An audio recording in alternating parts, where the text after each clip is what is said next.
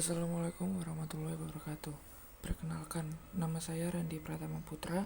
Saya berasal dari Sistem Informasi 2020B dengan NIM 200512140888. Di sini saya akan sedikit menjelaskan tentang standarisasi jaringan komputer.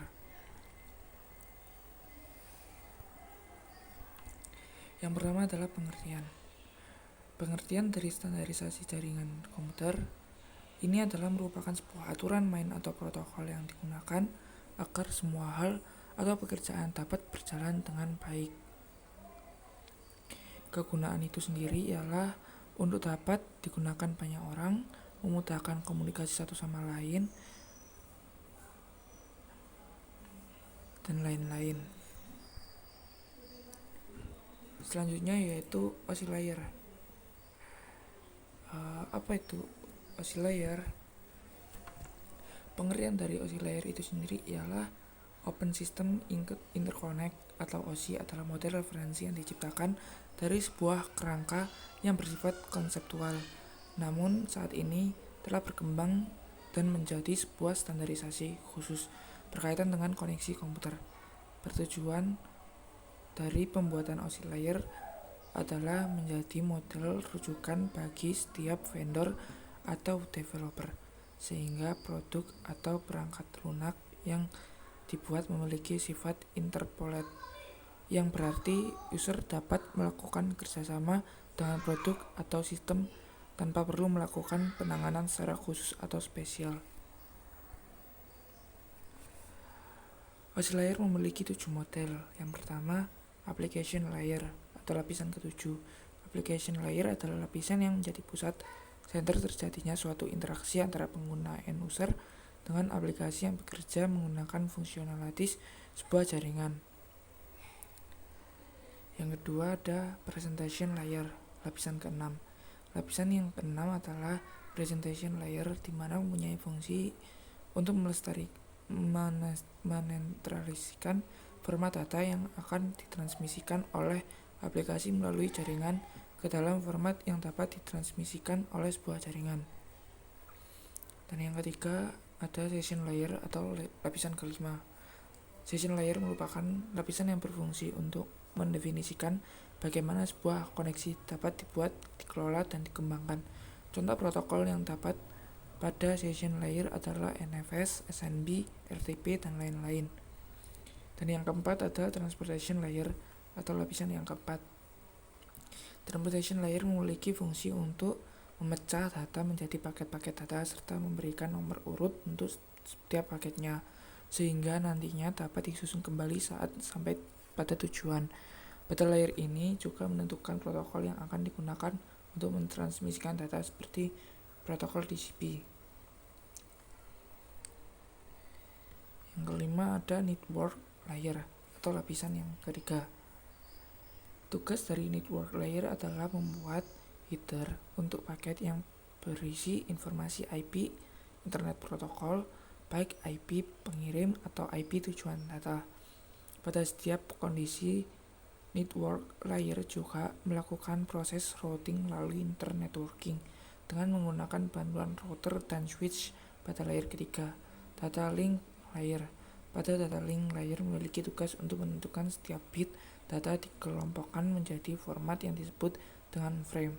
Pada level ini juga terjadi koreksi kesalahan flow control, pengalamatan hardware atau perangkat keras, seperti halnya pada MAC address, media access control address, serta menentukan bagaimana perangkat jaringan seperti hub, router, bridge, dan switch pada layer kedua dapat beroperasi.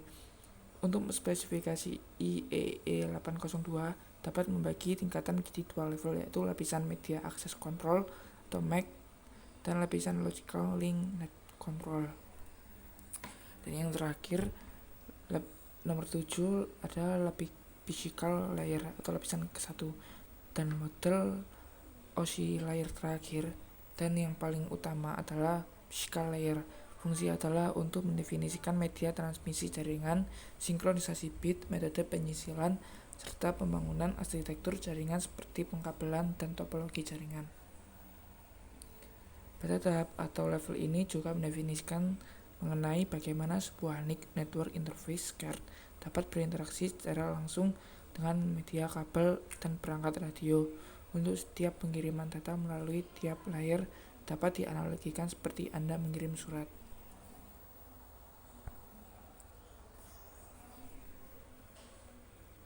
Selanjutnya ada cara kerja OSI layer. Untuk memahami cara kerja OSI layer sendiri dapat Anda membayangkan dengan tahapan dalam mengirim surat. Agar surat sampai kepada penerima dengan baik dan tepat, maka harus melewati berbagai tahapan. Pengiriman sesuai dengan prosedur yang dapat ditetapkan sebelumnya.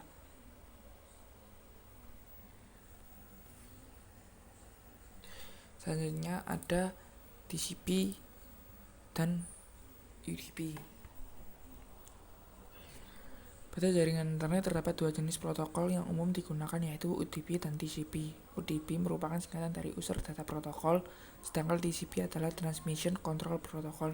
Keduanya memang sangat erat dan sulit dipisahkan. Meski begitu, ternyata ada beberapa perbedaan di antara kedua protokol internet tersebut.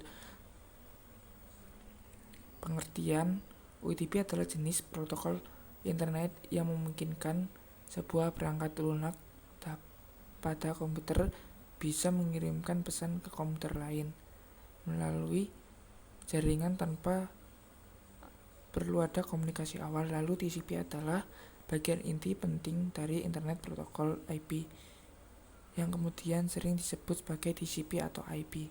TCP berada di transport layer yang memiliki urutan rapi dan menyediakan komunikasi yang dapat diandalkan. Perbedaan UDP dan TCP. Setelah mengetahui perbedaan dari masing-masing protokol internet, kini untuk membahas perbedaan keduanya. Kemampuan koneksi. Bila komputer Anda menggunakan UDP, maka Anda bisa berkomunikasi antar komputer tanpa perlu ada koneksi antara komputer yang menjadi host. Karakteristik. UDP merupakan jenis protokol yang memiliki karakteristik connectionless atau tidak berbasis koneksi, sedangkan TCP adalah kebalikannya, yaitu berbasis koneksi. Contoh aplikasi yang menggunakan UDP TCP berbeda. Contoh UDP adalah Sun RPC, SNP, DNS, dan TFTP. Lalu contoh aplikasi TCP antara lain FTP, SMTP, dan Telnet.